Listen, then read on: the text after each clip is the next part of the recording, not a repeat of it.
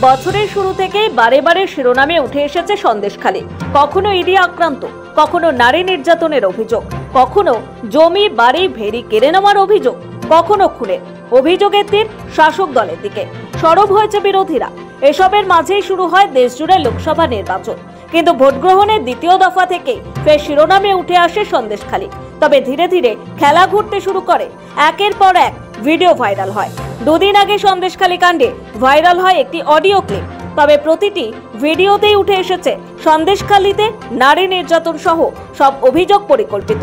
কাঠগোড়ায় পদ্মশিবে social সাইটে ছড়িয়ে পড়া ওই অডিও ক্লিপের সত্যতা যাচাই করেনি সময় কলকাতা। এসব ভাইরাল অডিও ভিডিওর মাধ্যমে প্রকাশ্যে আসা অভিযোগগুলির আগুনে আরো ঘি পড়ে যখন শুক্রবার সন্দেশখালীর বিজেপি নেত্রী যোগ দেন তৃণমূলে। আর ঘাসফুল শিবিরে যোগ দিয়েই বিস্ফোরক ঘটনা সামনে আনেন Syria Parvin.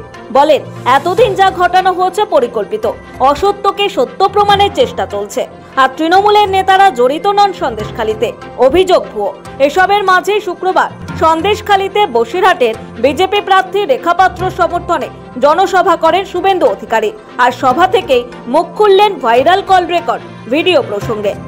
Gangadhar Kayal call record Suvendu অধিকারীর কাছে পৌঁছাবো, আয় না আমার কাছে।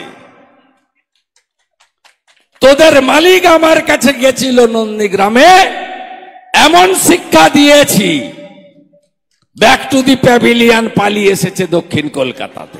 শুভেন্দুর বক্তব্যে উঠে আসে আইপ্যাকের প্রসঙ্গ। নাম না করে তোপ দাগেন অভিষেক বন্দ্যোপাধ্যায়কে। শুভেন্দুর দাবি, সন্দেশখালীর মানুষের লড়াইকে কালিমালিপ্ত করার জন্য এই ভাইরাল কল রেকর্ড ভিডিও তৈরি করা হয়েছে।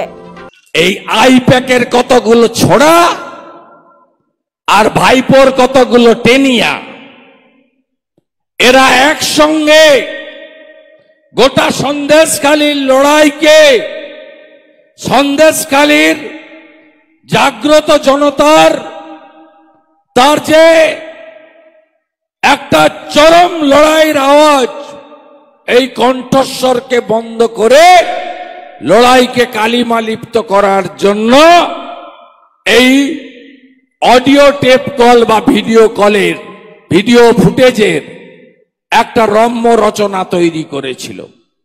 এই ইস্যু যেদিন সিবিআইর হাতে যাবে, শুধু আইপ্যাক আর মমতার পুলিশ নয়, ভাইপো প্যাক হবে।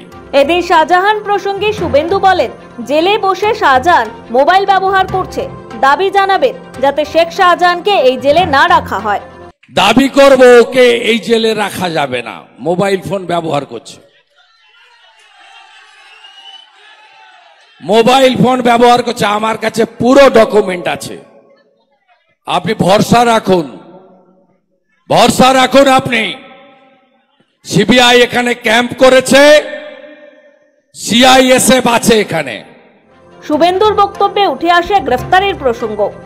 আপনাদের গ্রামে যদি মমতা পুলিশ আসে, ভারতীয় জনতা পার্টির কর্মীদের, যুব ভাইদের ভোটের আগে গ্রেফতার করতে গোটা রাজ্য জুড়ে করছে, তাতে গত 3 দিন ধরে যে অত্যাচার পুলিশ করছে, এই টার্গেট সব শিডিউল কাস্ট। শুভেন্দুর হুঁশিয়ারি, পুলিশ গ্রামে ঢুকলে শাঁখ বাজিয়ে পুলিশকে আটকে দিন।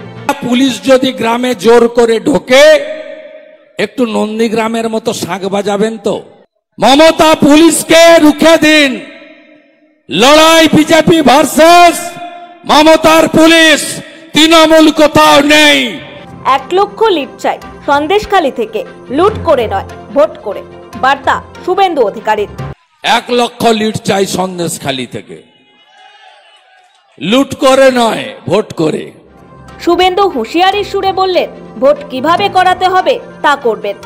বসিরহাটের জন্য আছে, ভোট কিভাবে করাতে হবে গণতান্ত্রিক ভাবে, মমতার পুলিশকে সরিয়ে রেখে আমরা করব। সন্দেশখালী থেকে হাসানুজ্জামানের রিপোর্ট, সময় কলকাতা।